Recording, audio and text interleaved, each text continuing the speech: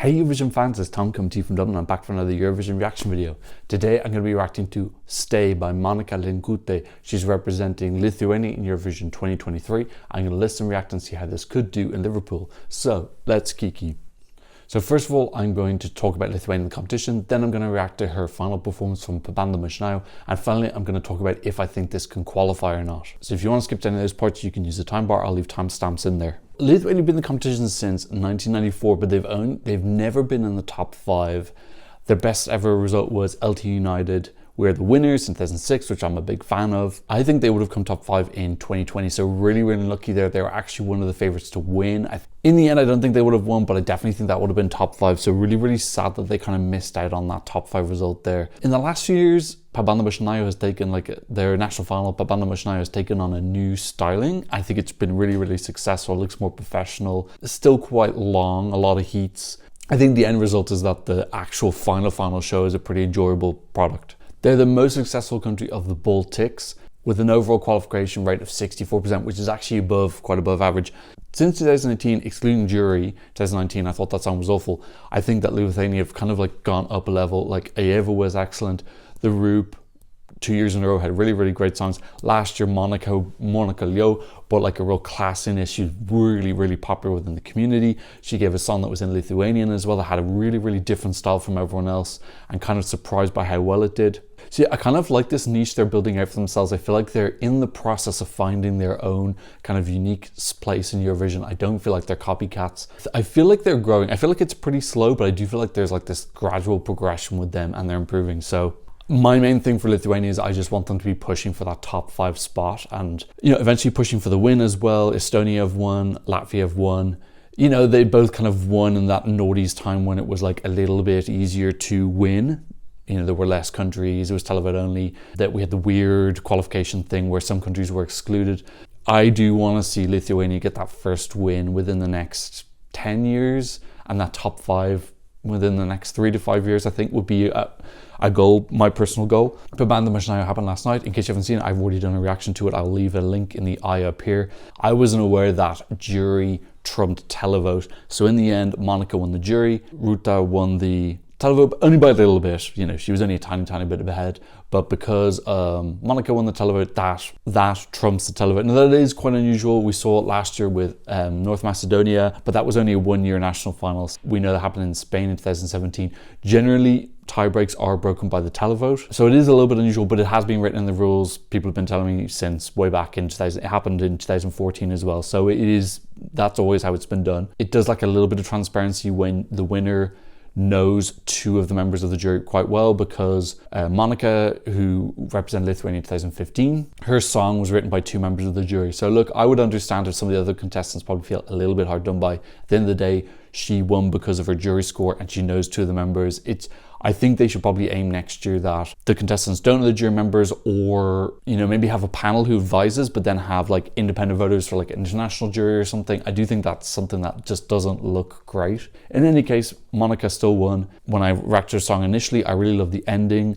I don't really remember too much about it. I know that she's done a little bit of a revamp. She's put in more Lithuanian lyrics and she's taken out some of the repetitive English lyrics. So this is going to be my first time actually seeing the finished product. Okay, this is Monika Linkyte. Wanna know my secret bang? I remember not being a massive fan of her dress, but she might change that.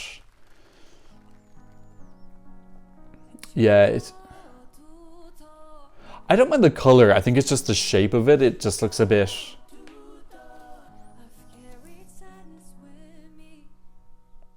She's obviously a great performer now, and she's going to have a lot of confidence going. She's already been Eurovision. She knows what to expect. I think it's a pretty starting. They're going to have to stage it in a way that's considered it's a televote only.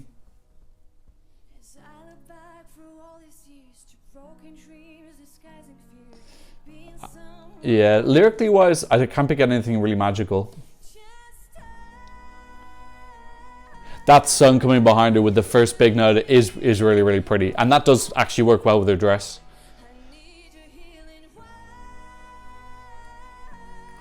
And I do love the ladies walking on as well, because it gives it a little bit of okay, something's building up into the second verse.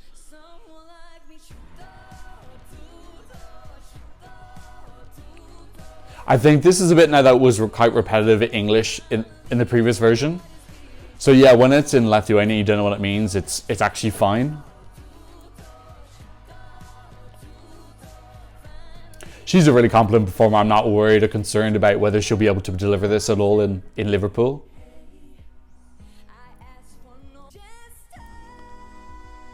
This is the real hook part. And it's clever they put that sun there because that is the most pretty part of the song so far.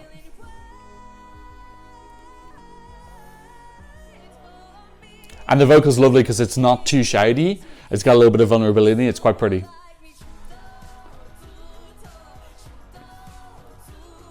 I think this is better. I think the revamp that she's done between this and the semi-finals has improved it a lot.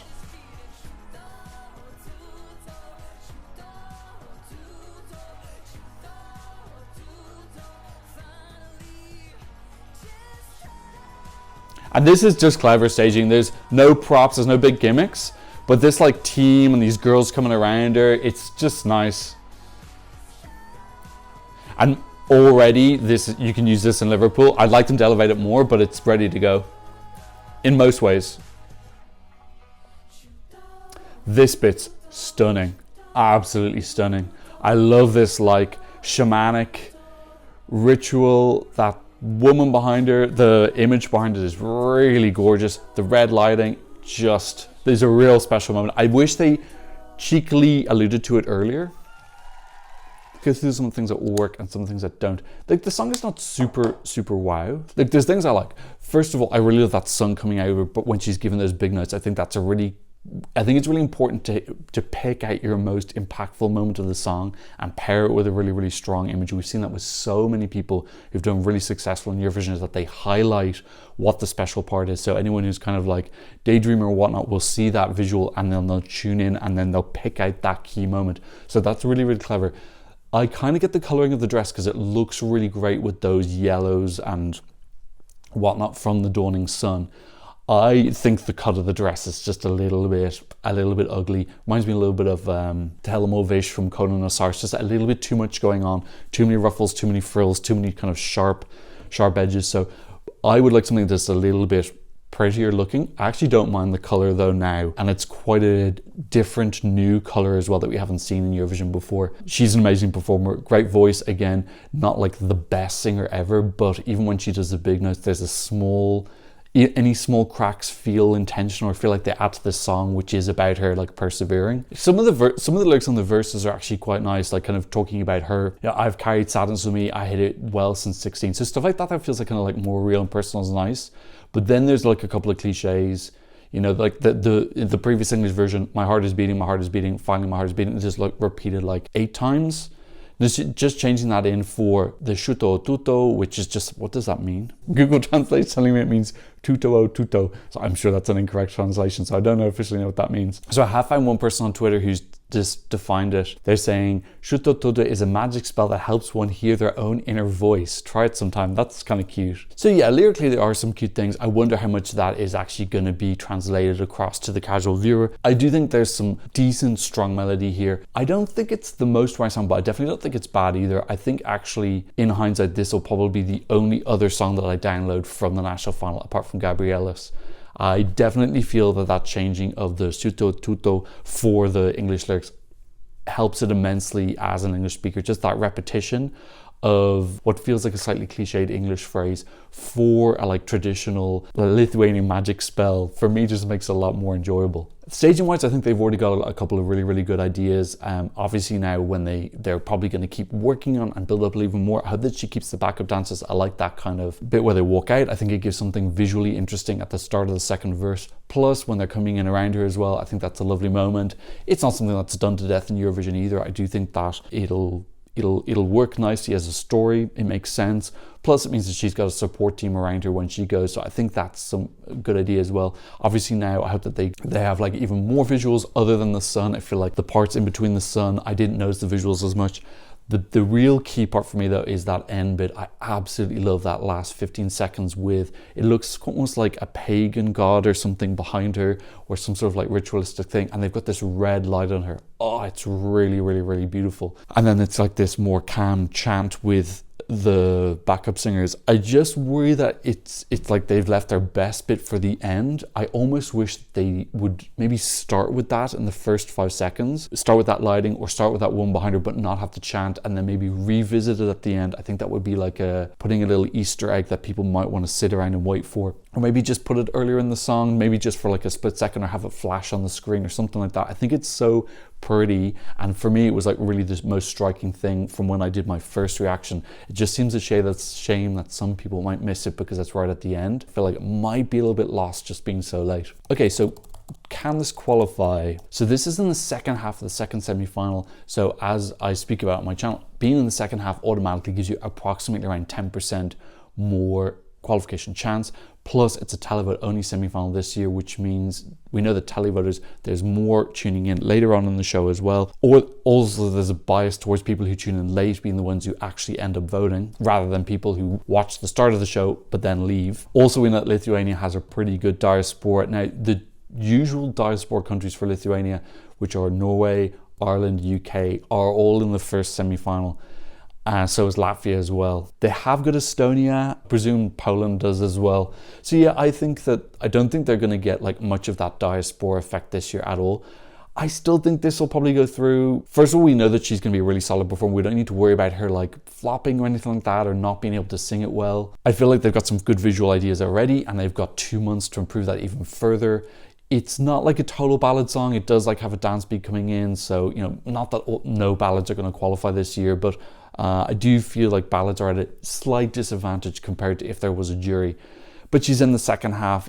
I think that this is, at this point in time, would be pretty safe yes. I wouldn't even put it borderline yes. I'd put it like that, just a little bit above borderline yes, like kind of 7th, 6th place qualifier at this point in time. Obviously, we only have 5 songs and 1 song that's likely going to be revamped. So I would say she's pretty high up in that so far. And then I think when she gets to the final, this will probably be a song that does better with the juries than it does with the televote. I think in a semi-final it will be able to stand out. I think in a final it's going to struggle a little bit more to be remembered, unless they go for something really like incredibly wow. But yeah, in this point in time, it looks like it's pretty safe in that second semi. And if that did happen, that would be 3 qualifications in a row for Lithuania, which would equal their record between 2011 and 2013. I can't see top 10. Okay, let's have a quick look and see where it is on the Eurovision scoreboard. So this has currently come in at 7th in the scoreboard. And of the 7 songs released so far from semi-final 2, it's 3rd out of those 7, so that's not too bad. Okay, that's what I thought about Monika Linkyte singing Stay. Let me know what you think in the comment section down below. Don't forget to give me a thumbs up, and thank you so much for watching. I've seen another version reaction video very soon. Goodbye.